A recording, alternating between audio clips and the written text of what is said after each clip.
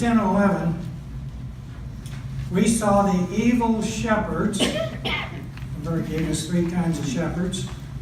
The evil shepherds, which were Israel's leaders at that particular time.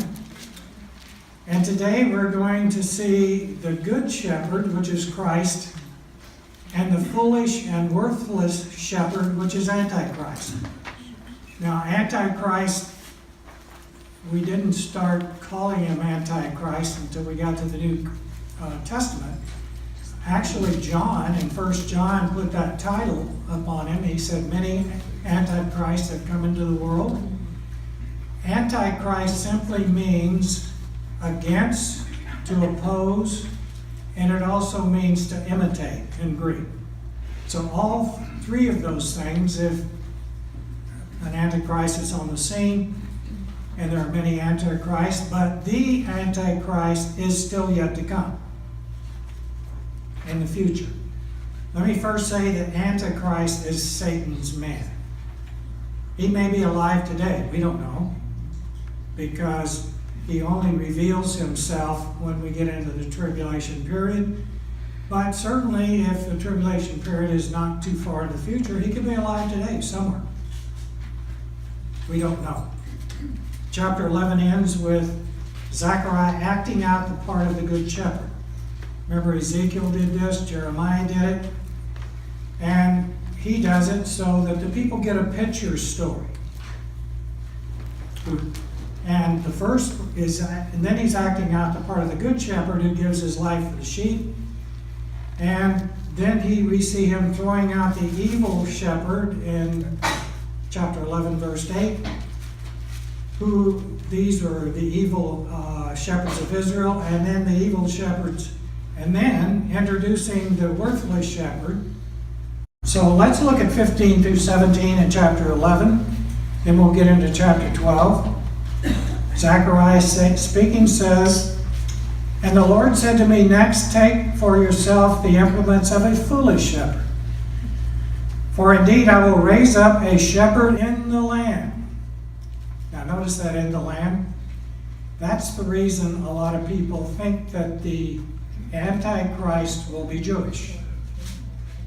Because it says here, I will raise up a shepherd in the land. He's talking about the land of Palestine, the land of Israel. What verse is that? That is verse 16 of chapter 11. Got it? Yes.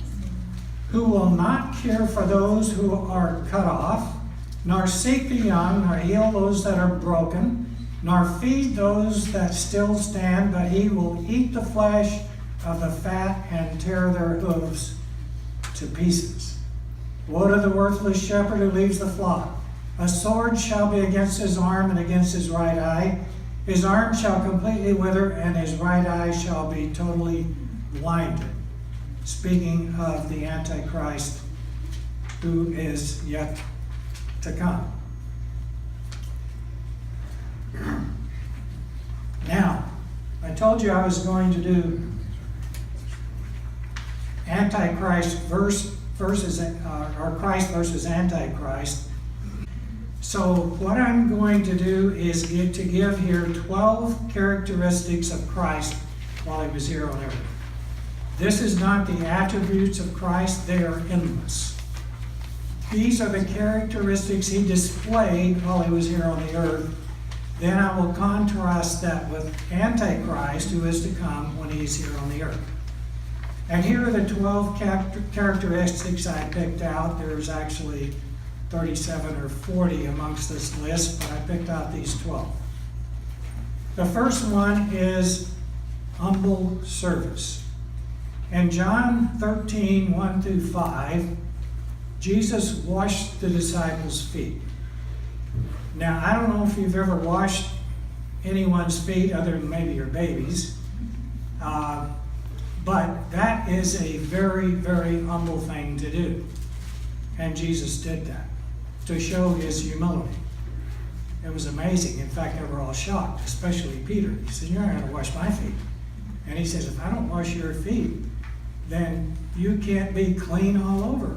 You get dirty feet walking in the world, so I need to wash your feet. The second or characteristics I picked out was holiness.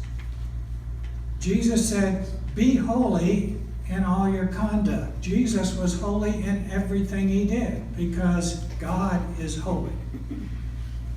That's 1 Peter 1, 15 and 16. The next thing I picked out was righteousness. 1 John 3, 7 said, he who practices righteousness is righteous. We know Jesus practiced righteousness all the time he was here on the earth. So he is a righteous person. The next one I picked out is purity. 1 John 3, 3. It says, everyone who has this hope in him purifies himself. Jesus was pure, and he was holy, and he was righteous. The next one is love. That's an easy one. The Bible says God is love, but in Ephesians 5, 1 and 2, it says, be imitators of God and walk in love. Jesus walked in love all the time he was here on the earth. The next one is forgiveness. Colossians 3:13. Colossians 3:13, it says, forgive one another as he forgave us. Why did we do it? Because he forgave us. The next one is compassion. Ephesians 4:32. And it says, be kind to one another, even as he was kind when he was here on the earth. Jesus was the most compassionate person that you could ever read about or hear about on this earth. The next one is endurance. In Hebrews 12, 2 through 4, it tells us to run with endurance, looking to Jesus, who is the author and finisher of our faith. He's the one that endured the cross. Endurance is something I think that's way underrated. People that endure are people that win, when other people that may be more capable don't endure. The next one is submission. 1 Peter 2, 21 through 24. It says, Christ suffered for us all. And he submitted himself to that suffering that Isaiah said no man ever suffered like he did. Submission is something that's hard for people to do. In fact, I've had groups of people that I have joined, and one of the reasons that the group broke up was that submission wasn't possible in that group. Humility and obedience is something he displayed while he was here. Philippians 2, 5 through 8. You can read that yourself. Some of you know it by heart. Let this mind be in you, which was also in Christ Jesus, who was equal with God. He took the 9 steps down to become the lowest person here on the earth.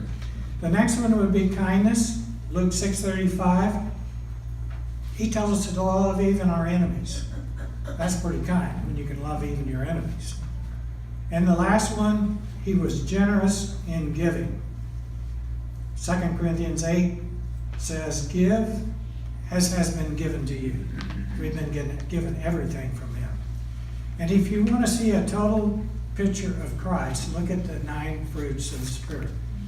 Love, joy, peace, patience, kindness, goodness, faithfulness, gentleness, and self-control. You know, when I look at those, I think, well, I'm going to get a handle on patience. Guess what happens? Something else goes off the chart. Well, I want to get a handle on love. Well, something else is squeezed away. He displayed them all the time he was here. All right, let's look at this as opposed to Antichrist. Now, the first thing, let me say about Antichrist and the comparison is that Christ was totally sinless. And the Antichrist is known as the man of sin. So he was totally sin. So if you compare those two things, it will give you an idea of what the Antichrist was about. The first thing that I took down on the Antichrist, he will blaspheme God.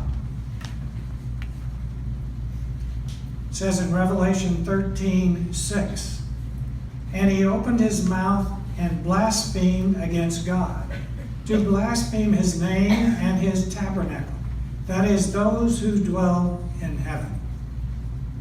Number one attribute, he blasphemes God, even though he claims to be God. Number two, he claims to be God and is worshipped. It says, don't let anyone deceive you in any way, for that day will not come until the rebellion occurs, and the man of lawlessness is revealed, the man doomed to destruction. He will oppose and will exalt himself over everything that is called God or is worshipped, so that he sets himself up in God's temple, proclaiming himself to be God. That's 2 Thessalonians 2, 3, and 4. Number three, characteristic of the Antichrist, he will display miraculous powers. You know, Satan has miraculous powers, and his man, the Antichrist, whom he empowers, will also have miraculous powers. Again, in 2 Thessalonians 2, 9 through 12, Paul writes, the coming of the lawless one will be in accordance with how Satan works. He will use all sorts of displays of power through signs and wonders that serve the lie, and all the ways that wickedness deceives those who are perishing. They perish because they refuse to love the truth, and so not to be saved. The fourth characteristic is of the Antichrist is the Antichrist dies and comes back to life. Or at least it appears that he does. He ordered them to set up an image in honor of the beast who is wounded by the sword and yet lived. Revelation 13, 14. In other words, here he's imitating Christ. Number five, the Antichrist rules in full authority on the earth.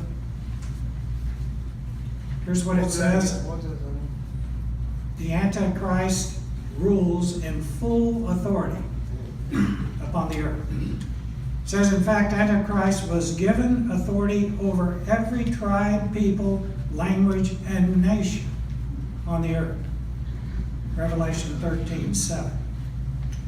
The sixth thing it says is the Antichrist will control the world's economy. All the money. Now, how does he do that? I think we know. This man will have forced all people, great and small, rich and poor, free and slave, to receive the mark of the beast, which we know is the number 666 on their foreheads or in their hand, back of their hand. So they could not buy or sell unless they had the mark, which is the name of the beast, the number of its name. We know it's 666, Revelation 13, 16, and 17. The Antichrist desecrates God's temple.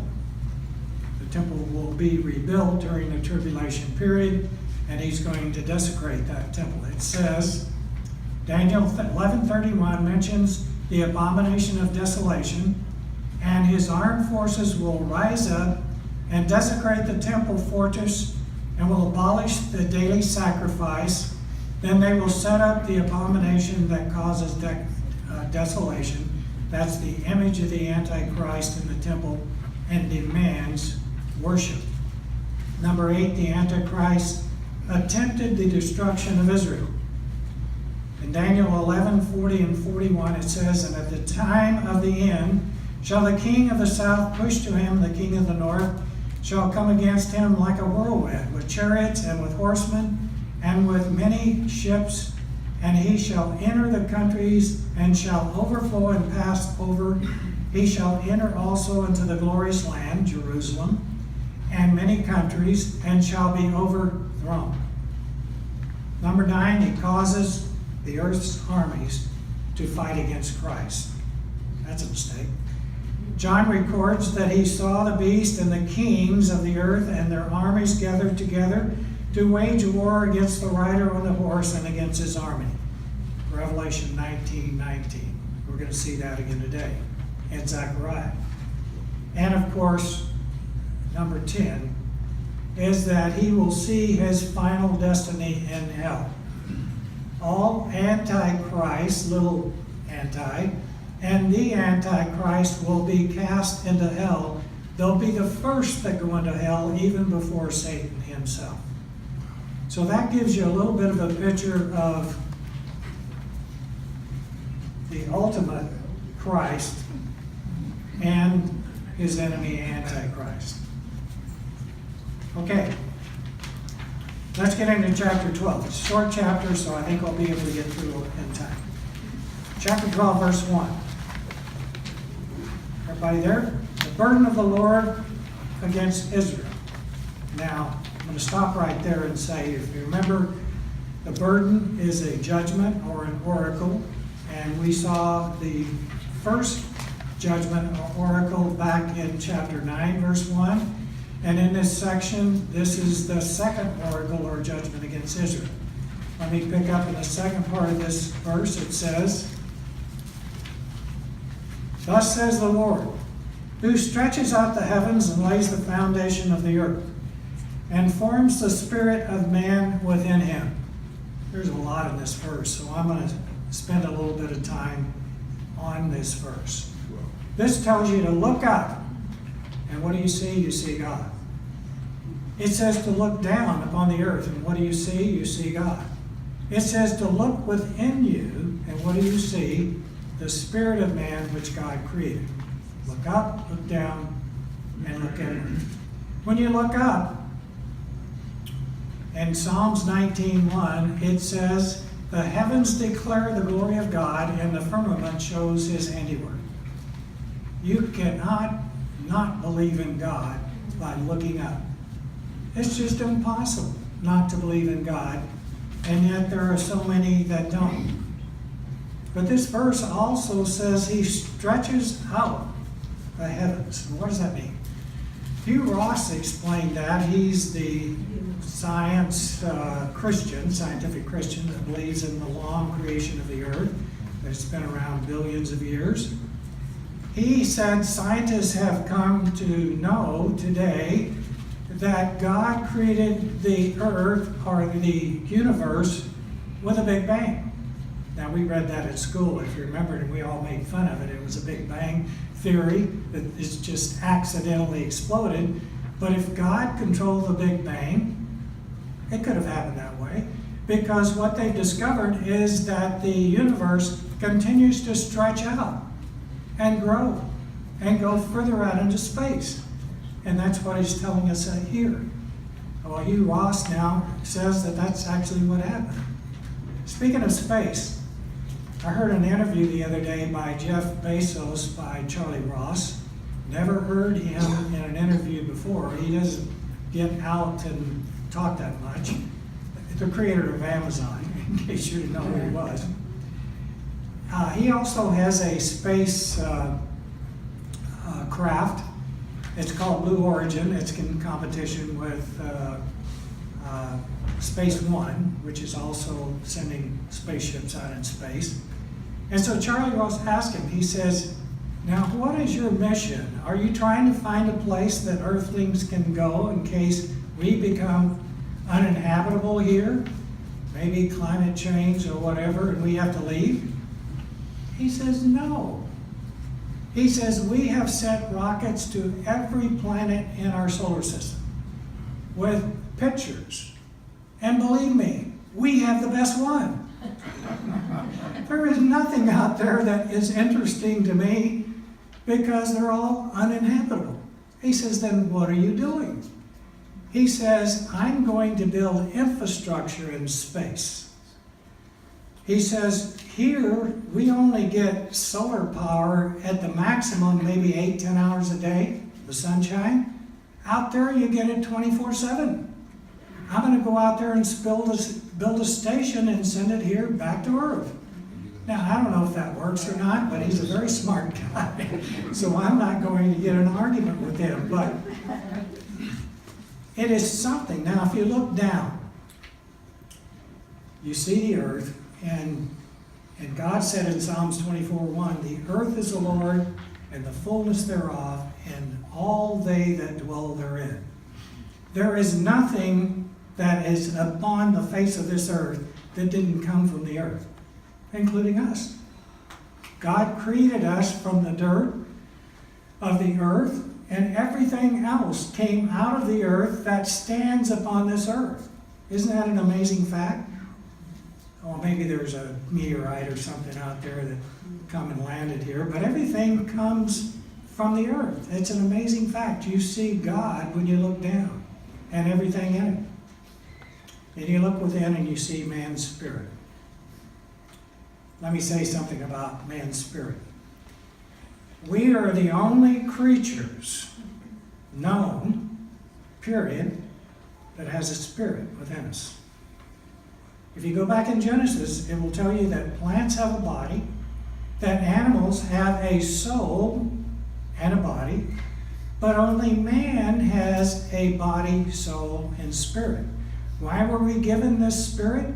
Because the spirit is that which communicates with God. Now, God can talk to the animals and they'll listen, but the animals can't talk to God. They can't. They don't have a spirit. It's that spirit within us that communicates with God. Now, I've heard theologians try forever to try to explain how we were created in the image of God. There is one thing that sets us apart: the spirit that we have within us. Now, that spirit is fallen from the beginning when we were born, and it needs to be born again. So some of us have a born again spirit, others just have the spirit of man. And depending upon our decision, that's where we're going to end up in eternity, whether our spirit is born again or whether it is still the spirit of man. An amazing verse. Verse 2. Behold, I will make Jerusalem a cup of drunkenness to all the surrounding peoples, when they lay siege against Judah and Jerusalem. A cup of suffering is pictured as suffering in the Bible. So when is this going to happen? Well, it tells us in verse 3. And it shall happen in that day. Mark that down because it's going to be repeated. That I will make Jerusalem a very heavy stone for all peoples.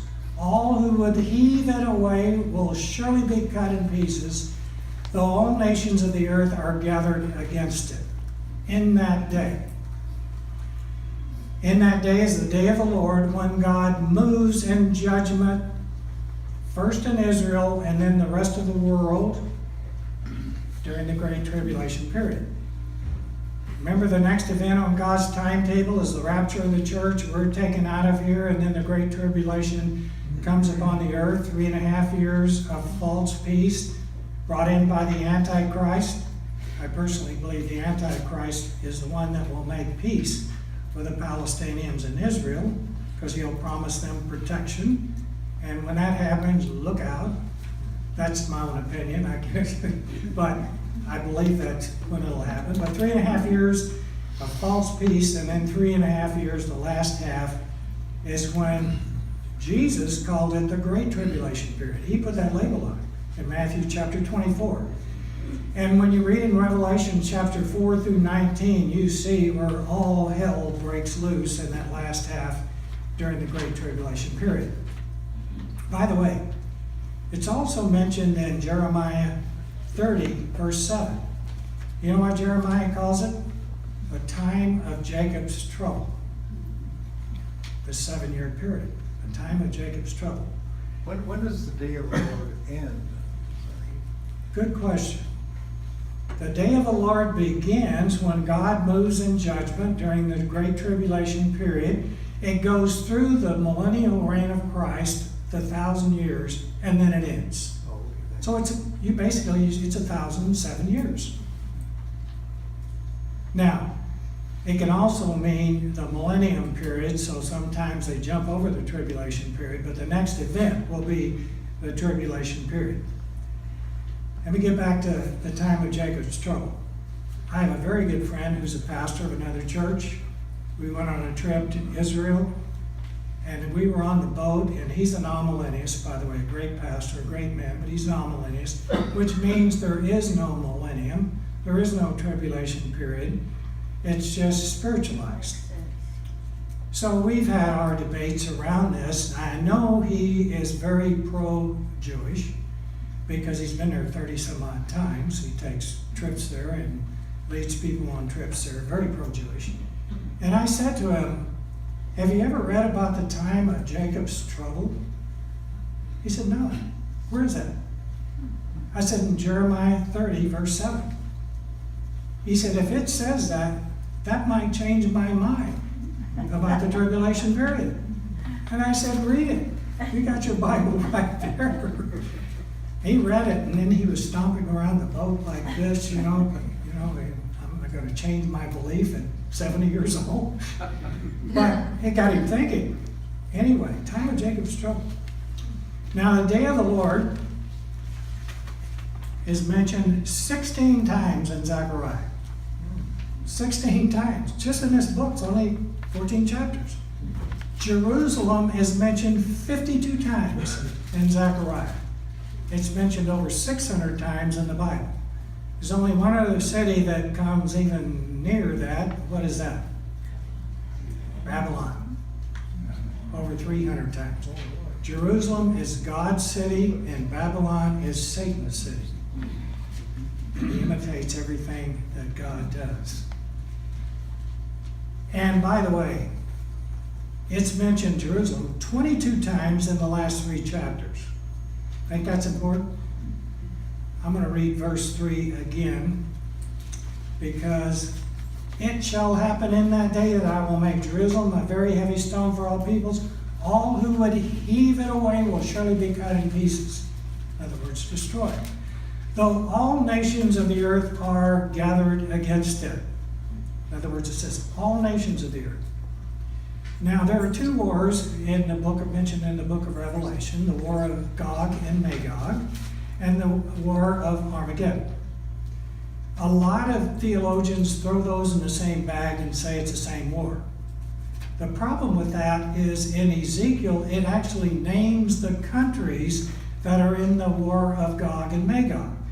Russia, being the leader, brings all of these countries down into Israel and attacks them. And the war of Armageddon is all nations. So I have to separate them because I think there's a distinction between the 2. I believe the war of Gog and Magog, the one that is Russian-led, happens in the middle of the tribulation period. And they actually come down against Antichrist and the Jews.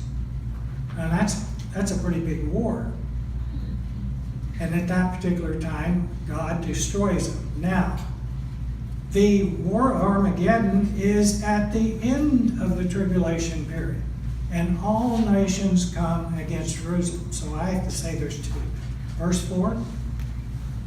In that day, says the Lord, there it is again, I will strike every horse with confusion and its riders with madness. I will open my eyes on the house of Judah and will strike every horse of the people with blindness. Now, people say, you're a literalist. Do you really believe there's going to be horses and riders during the tribulation period? No, I don't. But it's what it stood for in that particular day that he's describing here. A horse was an animal of war. And the riders on these horses are the warriors. So therefore, whether it's spaceships or rockets or whatever it is, this is describing a war, and a terrible war. And so in verse 4 here, it also says there's going to be mass confusion. God is going to set them. I will open my eyes. Am I on the wrong one? Yeah. He says, I will strike every horse with confusion. In other words, there's going to be mass confusion that God is going to create. As in the days of Gideon. Remember Gideon? He goes out and he has this army. He's going to get the Midianites, and God says it's way too many. If you go win this war, you'll say, I did it. So he takes his big army down to 300 soldiers, going against 10,000 of the Midianites. Guess what happened? They broke their lanterns, they blew their trumpets, and God caused mass confusion. And they destroyed the Midianites of 10,000 people with 300 people. That's what happens when there's mass confusions. That's what he says is going to happen in that day. Verse 5 and 6, and the governors of Judah shall say in their heart, that's the leaders, the inhabitants of Jerusalem are my strength in the Lord of hosts their God. In that day, there it is again, I will make the governors of Judah like a fire pan in the woodpile, and like a fiery torch in the sheath. They shall devour all the surrounding peoples on the right hand and on the left, but Jerusalem shall be inhabited again in her own place. And it mentions again Jerusalem. The governors and the leaders of Jerusalem will devour. That's quite a word. Now, I'm going to read the last part of this verse again. It says, but Jerusalem shall be inhabited in its place. After the war of Gog and Magog, 3.5 years before, Jerusalem was practically destroyed, but God saved them. Here he doesn't do it. In the last part, and Jerusalem will be inhabited in their own place. Folks, this is not the new Jerusalem coming out of heaven. That's where we're going to reside for eternity. That's where we're going to have our place, our mansion, or whatever you want to call it. He's building that for us now. This is not that. By the way, it's not one of the 11 Jerusalems in the USA. Did you know we had 11 Jerusalems? Guess how many we have in the world? 39. It's not any one of those. It said Jerusalem will be inhabited in its own place, and then it says Jerusalem again, because it's going to be the capital city of the millennium when Jesus returns and puts down all rebellion in this war. Verse 7, the Lord will save the tents of Judah first, so that the glory of the house of David and the glory of the inhabitants of Jerusalem shall not become greater than that of Judah. You say, why is that? Well, David came from the tribe of Judah, as you know, and so did who else? The Lord Jesus Christ. So therefore, there is none greater than Judah because of David and because of Jesus Christ. Verse 8, in that day, again, the Lord will defend the inhabitants of Jerusalem. The one who is feeble among them in that day shall be like David. And the house of David shall be like God, like the angel of the Lord before him.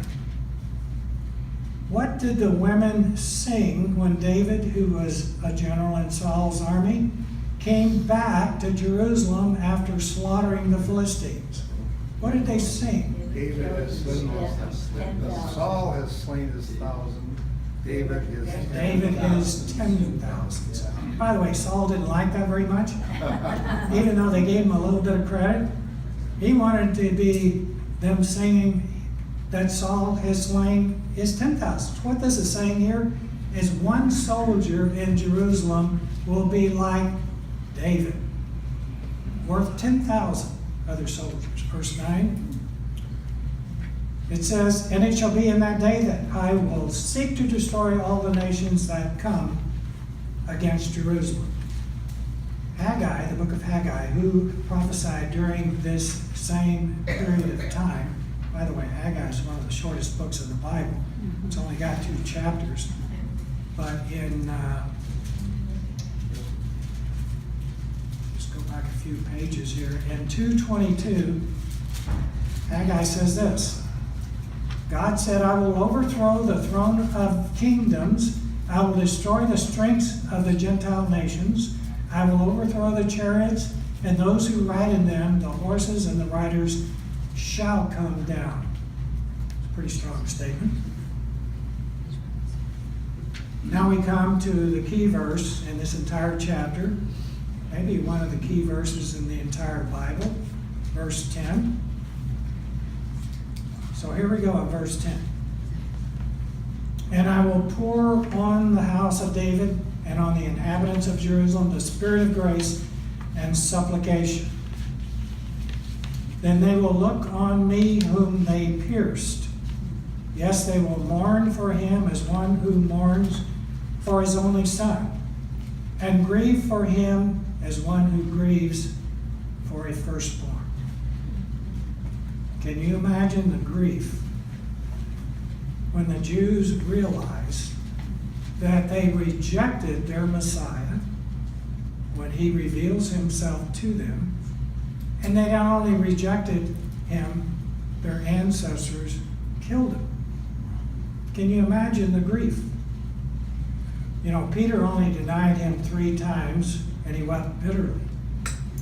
Thomas, who didn't believe him until he saw him and touched him, when he did, he said, "My Lord and my God." The Jews are going to be the best witnesses that ever came on this earth when they recognize their Messiah. Do you know a born-again Jew? They are great witnesses when they're far and few between. But there are great witnesses today. Verse 11. In that day, there we go again. There shall be great mourning in Jerusalem, like the mourning in Hadad Rimmon in the plain of Megiddo.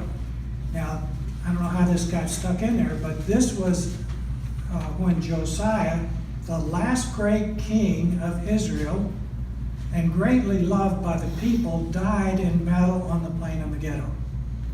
And Jeremiah wept bitterly when he died. He was that loved in the country. So it mentions him here as a little bit of a comparison. In verse 12 through 14, and I'll finish this up. Our time is, we're out of time. And the land shall mourn, every family by itself, the family of the house of David by itself, and their wives by themselves, the family of the house of Nathan by themselves, and their wives by themselves, the family of the house of Levi by itself, and their wives by themselves, and the family of Shimei by itself, and their wives by themselves. All the families that remain, every family by itself, and their wives by themselves. Mentions 2 names here. Nathan, we don't know if that's the son of David. He had a son named Nathan, or the prophet Nathan, but it spells him out. And Shimei was a grandson of Levi of the house of Benjamin. He's a Benjamite, and the house of Saul, who cursed and stoned David when he was coming out of the city. When Absalom had taken over, cursed and stoned him. He's going to realize what he did in this day. You know, mourning and grieving is a lonely, terrible experience that tears at the very core of our hearts and our souls. But it's also a family thing. In other words, people that are mourning like to have family to mourn with, because they know their family cares. You know, when someone comes to Christ, it's a very happy time, but you wonder, did they mourn over their sins? I didn't.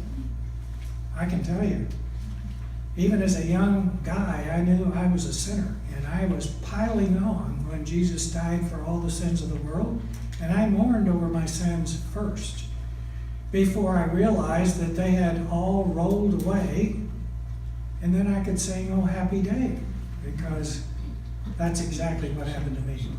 Let me just give a little advertisement here to 2 people in this class. One is Lennox, who started Grief Share, I believe, in this church, and then Vanderzeg took that over and is still conducting it today. Grief Share is a wonderful place to come and share with the family of God.